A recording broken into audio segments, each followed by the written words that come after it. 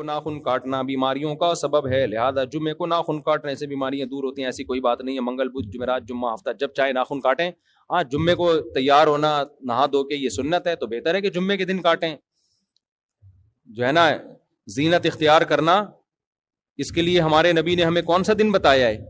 جمعے کا دن بتایا ہے، تو اس لیے افضل ہے، سنت ہے. باقی کسی بھی دن.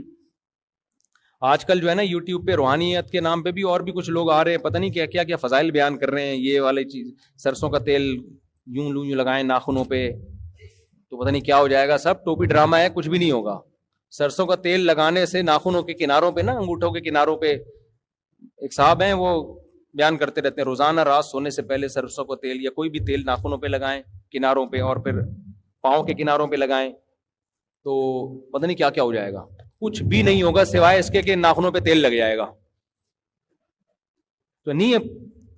ایک تو بہت ہی بڑا پھینکو ہے، میرا برداشت سے باہر ہو گیا ہے میرا معاملہ. میں سوچ رہا ہوں اس کا نام لے کے بتا دوں یار، یہ بہت زیادہ پھینک رہا ہے. یہ مشہور صاحب ہیں یوٹیوب پہ نا، وہ ہر وقت ٹوٹکے بتاتے رہتے ہیں، صحت کے ٹوٹکے. بہت زیادہ برداشت کر لیا میں نے. لوگ بھیج رہے ہوتے ہیں اور اس کی عقیدت لوگوں کے دلوں میں اتنی ہے.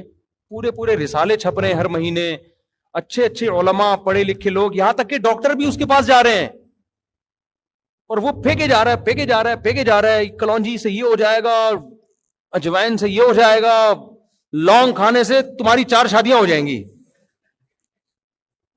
پتہ نہیں کیا کیا ہو جائے گا یار. تو مجھے بھیجتے رہتے ہیں نا لوگ کہ حضرت یہ تو بہت زبردست کلپ آیا ہے اس کا نا مارکیٹ میں. ابھی ایک نیا آیا، اس میں پتہ نہیں کہ ایک میری موبائل میں پڑا ہوا ہے، مجھے بھی یاد نہیں آ رہا. اس میں تو ایسی پھینکی ہے یار، کچھ بھی نہیں ہوگا. سمجھتے ہو؟ کچھ بھی نہیں ہوگا. کوئی یہ نارمل جیسے سارے لوگ تمیز سے زندگی گزار رہے ہیں نا، ہنسی خوشی زندگی گزارو. دیکھو صبح پراٹھا کھاؤ، رات کو 1 گھنٹہ واک کرو، اللہ توفیق دے تو جاگنگ کر لیا کرو ڈیلی بیسس پہ. ہنسی خوشی زندگی گزارو اور ٹائم پہ مر کے قبر میں چلے جاؤ تمیز سے نا. مر گئے بھی آؤ، سب نے جانا تھا، یہ بھی انا للہ ہو گیا. اتنا کافی ہے. لانگ کو فوکس کر لیا، کہوے بنا کے اس کے پتہ نہیں کیا کیا تیزابیت کر رہا ہے. وہ لانگ اچھی چیز ہے، میں اس کی مخالفت نہیں کر رہا. اتنی اچھی نہیں ہے جتنی یوٹیوب پہ ہے، اتنی نہیں اچھی ہے. لانگ کے کہوے سے فائدہ ہوتا ہے، میں بھی پیتا ہوں. لانگ سے کیا ہوتا ہے، تھوڑا لانگ اور دار چینی کا کہوا تھوڑا سا فریش ہو جاتا ہے آدمی. بس تھوڑا سا زیادہ کچھ، تھوڑا سا کولیسٹرول شاید آگے پیچھے ہو جاتا ہے اس سے. پراٹھے تھوڑے سے مضر اثرات کم کر دیتا ہوں. اتنا نہیں ہے جتنا بنا لیا ہے نا. تو بہت زیادہ یوٹیوب پہ بہت زیادہ پھینکا جا رہا ہے یوٹیوب پہ. اللہ بچائے یار. میں ابھی دوبارہ اس کا کلپ آیا نا، میں اگلے جمعے نام لے کے بتاؤں گا یہ بندہ فراڈی ہے. حد ہوتی ہے نا کوئی پھینکنے کی. تم لوگوں کو الو بنا رہے ہو. ملینز لوگ تمہاری ویڈیوز دیکھ کے، پاکستانی قوم ویسے ہی تباہ ہو گئی ہے یار. ابھی لہسن ادرک کے چکر میں اور تباہ ہو جائے گی. یہ حقیقت ہے. قوم میں ویسے ہی کوئی قابلیت کی بات سننے کو نہیں مل رہی ہے، ترقی کر نہیں رہی ہے، اوپر سے الٹی چیزوں میں آپ نے قوم کو لگا دیا تو وہ تو اور برباد ہو جائے گی ہماری قوم. اب دوبارہ آیا نا، میں چھوڑوں گا نہیں اس کو. سوچ رہا ہوں میں نام لے کے بتا دوں. یہ بندہ، وہ جو مولوی صاحب کہہ رہے تھے نا کہ 4 آدمی جہنم میں جائیں گے، ایک فلانا ایک ڈمکانا، ایک تیسرے چوتھے پہ جب وہ آتا تو ایک بندہ کھڑا ہو جاتا کہ میری بات سنیں. تو جب بار بار اس نے کیا، مولوی صاحب نے کہا چوتھا یہ جہنم میں جائے گا. تو میں سوچ رہا ہوں، میں غصے میں آ گیا، میں نام لے لوں. اس کی بات کر رہا تھا میں، یہ بندہ ہے نا، یہ الو بنا رہا ہے لوگوں. تو حکیم کوئی ریلائبل ہونا چاہیے، تمیز والا. دیکھو حکیم محمد سعید صاحب بہت بڑے حکیم تھے. ان کی بڑے حکیم ہونے کی بڑی علامتی پھینکو بالکل بھی نہیں تھے. وہ کبھی بھی جب کسی حکیم کے پاس جاؤ نا، اگر وہ بہت بڑھا چڑھا کے اپنی تعریفیں کر رہا ہے، بھائی میں نے تو یہ کر دیا، میں تو منٹوں کا وہاں سے فوراً بھاگو فوراً. یہ نہیں، یہ تمہیں برباد کرے گا. میڈیکل سائنس نے اتنی ترقی کی ہے، کوئی دنیا میں ایسی چیز نہیں ہے جس کے کھانے سے کوئی جادو منتر ہو جائے. کچھ بھی نہیں ہے. اچھا حکیم پتہ کیا کرے گا؟ اچھا یہ بھی حکیم کے 2 نمبر ہونے کی علامت ہوتی ہے. آپ کو منہ سے نہیں بولنے دیتا، نفس پکڑ کے سب کچھ بتا رہا ہوتا ہے. لوگ اس کو سمجھتے ہیں 1 نمبر حکیم ہے. سب کچھ نفس سے چیک کر لیا اس نے، پیشنٹ کو منہ سے کچھ بھی بولنے نہیں دیا. یہ 2 نمبر حکیم ہے. یہ بھرم ڈالنا چاہ رہا ہے آپ کے اوپر کہ میں بڑا نباز ہوں, مجھے کچھ بھی بتانے کی ضرورت نہیں ہے, کہ پر نہیں لگے ہوئے کہ ساری ہسٹری آپ کی اگلی پچھلی بتا دے. ایسا کچھ بھی نہیں ہے. پتا چلتا ہے نفس سے بہت ساری چیزوں کا, لیکن منہ سے پھوٹنے سے جو پتا چلتا ہے نا وہ نفس سے پتا, بولو, جب تک منہ سے پھوٹو گے نہیں, حکیم کے باپ کو بھی نہیں پتا چلے گا کہ اس کے ساتھ مسئلہ کیا ہے. کچھ چیزیں نفس سے پتا چلتی ہیں. بڑے بڑے نباز حکیم ہوتے ہیں, میں اس کا انکار نہیں کر رہا. میں ایک حکیم کا واقعہ سناؤں, میں اس کے پاس گیا, اس نے عجب دیکھ کے کہا آپ نے آج ناشتے میں دہی بہت کھائی ہے. واقعی میں نے دہی کھائی تھی ناشتے میں.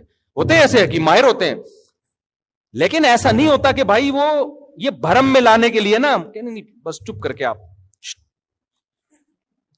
ڈرامے باز حکیم یہ کرے گا. آپ کہتے ہو یار یہ ہوتے ہیں, کیا حکیم ہے یار, سب کچھ پتا چل گیا اس کو میرے بارے میں. کچھ بھی نہیں پتا چلا ہوتا اس کو آپ کے بارے میں. جو سمجھدار ہوگا بعض دفعہ تو وہ نبض چیک ہی نہیں کرتا. وہ کہتے ہیں منہ سے پھوٹنے سے پتا چل رہا ہے کہ اس کو کیا بیماری ہے, تو نبض کیوں چیک کروں میں. اور بعض دفعہ وہ چیک بھی کر لیتا ہے کہ چلو یار کچھ چیزیں نبض سے اندازہ ہو جاتا ہے, تو وہ نبض بھی چیک کرے گا, منہ سے بھی بولے گا, منہ سے پھوٹ بھائی تیرے تو گونگا ہے کیا, بولنا کیا مسئلہ ہے تیرے ساتھ. تو جو زیادہ بھرم میں لے رہا ہے نا, میں نے بڑے بڑے علماء کو حکیموں کے سامنے خدا کی قسم بڑے بڑے علاموں کو بے وقوف بنتے ہوئے دیکھا ہے میں نے, ان کی چرب زبانی کی وجہ سے. میں ان علماء کے نام نہیں لینا چاہتا, وہ ناراض ہو جائیں گے. بڑے بڑے ذہین لوگوں کو جیسے روحانی عامل بے وقوف بناتے ہیں, اسی طرح حکیم بھی بے وقوف بناتے ہیں. ایسے ایسے واقعات ہوتے ہیں نا کہ میں یہ آیا تھا آغا خان کا ریجیکٹڈ مال تھا, میں نے اس کو صحیح کر, ہو سکتا ہے کوئی صحیح بھی ہوا ہو, میں ان کا انکار نہیں کر رہا. اتنا نہیں ہے جتنا بنایا جا رہا ہے. سمجھدار حکیم ہوگا نا, جو واقعی ریلائبل ہو, کسی ادارے سے پڑھا ہوا ہو, اس کا کوئی ٹیچر ہو جو پراپر وے میں پڑھ کے آیا ہو, وہ آپ کو بولے گا جی نفس بھی دیکھے گا, منہ سے بولے گا پھوٹ دو تیرے کو جو بیماری ہے منہ سے بتا دے, ٹھیک ہے نا. آپ بتاؤ گے جی قبض ہے یا جو بھی مسئلے چل رہے ہیں آپ کے ساتھ, پھر وہ غور کرے گا, فکر کرے گا, تھوڑا سوچے گا. اس کے بعد بخار ہوگا تو کہے گا پیناڈول ہی کھا لے یار, تو معجون کھانے کی تیرے کو ضرورت کیا ہے. جب پیناڈول ایک 5 روپے کی مل رہی ہے مارکیٹ میں, 2 گولی کھانے سے بخار اترتا ہے, تو میں اپنے کلاکاریاں کیوں دکھاؤں, ٹھیک ہے نا. وہ بعض دفعہ ایلوپیتھک دوا بھی لکھ کے دے دے گا. ہمارے ایک جاننے والے حکیم تھے, بڑے اچھے بیچاروں, کراچی کے حالات جب خراب ہوئے انہوں نے گولی سے ہی اڑا دیا, ان کو بیچاروں کو شہید کر دیا. جب حالات نہیں خراب ہوئے تھے تو بڑے اچھے حکیم تھے.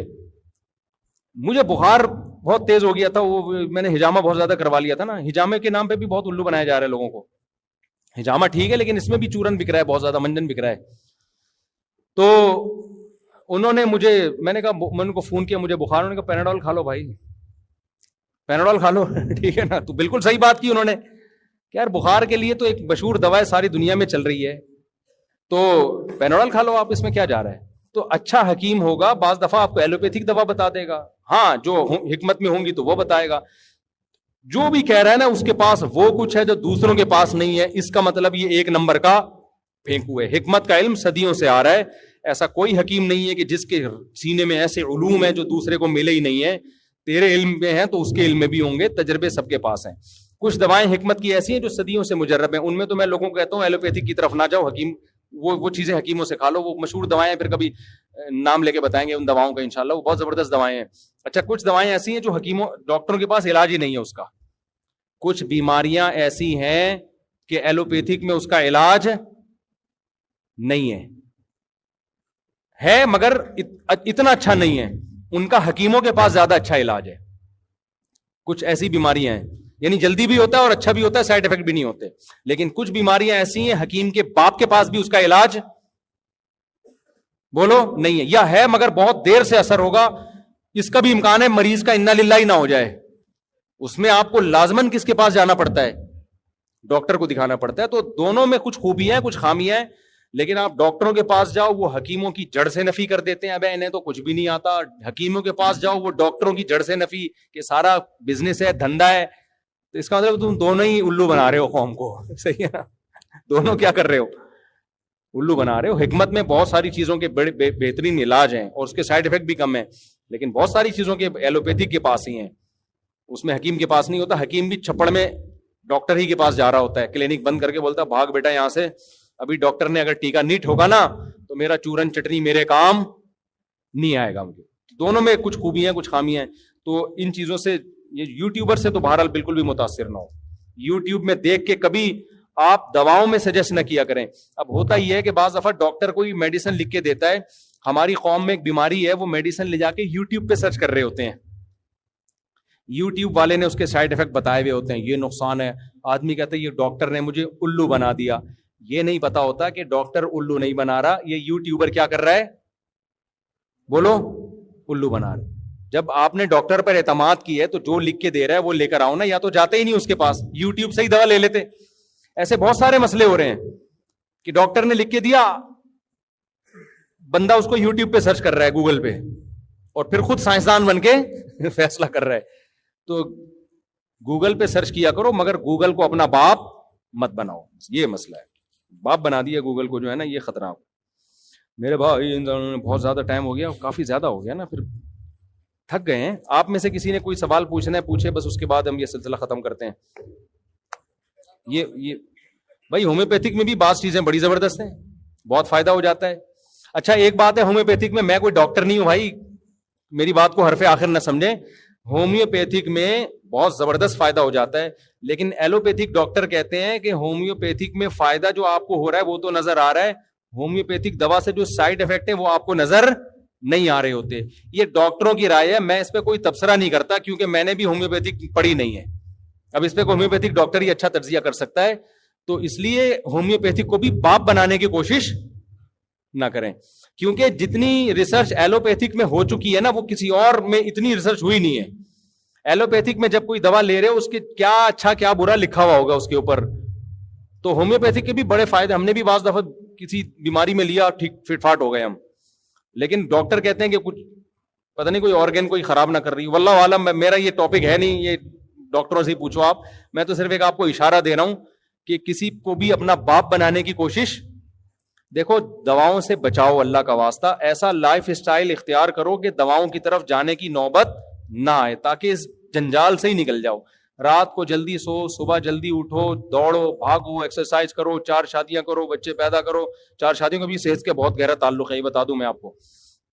صحت اچھی رہتی ہے 4 شادیوں کے بعد, بے شک ٹینشن سے بال اڑ جائیں لیکن پھر بھی صحت اچھی رہتی ہے. تو اور جلدی رات کو سو, جلدی اٹھو, کم کھاؤ, روزے رکھو, فٹ فاٹ رہو گے انشاءاللہ.